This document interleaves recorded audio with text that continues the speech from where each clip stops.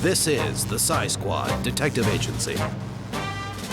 Starring the special agents, Detective Sam Sleuth and Petrie the scientist.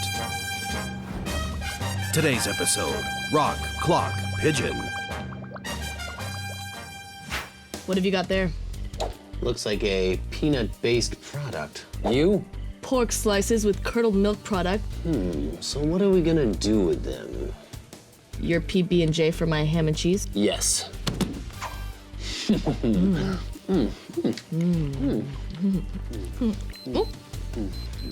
It appears to be 2 o'clock and lunch is over. Correction, Agent. You know I love eating in this office. There's a clock tower just outside. It goes off every day at 2 o'clock, and I know lunch is over. Actually, I hate to break it to you, but it's 10 past 2. Time to investigate. Agent, Thank you, Agent. what do you hear? Sounds like an animal or a bird. I just can't place it. Upload it to Petrie, run it in the lab, and then run it on the computer. Good idea. Petrie? Okay, Agent, got it.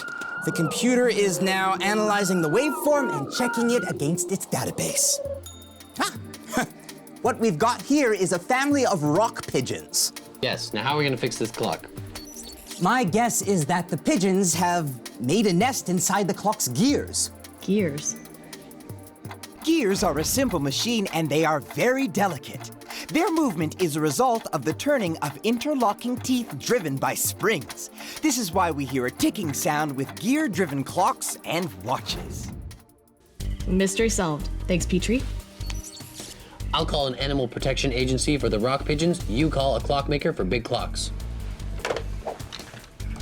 Looks like you're finally gonna have to get a watch. Correction, Agent. It's a big city out there. I'll just ask people for the time.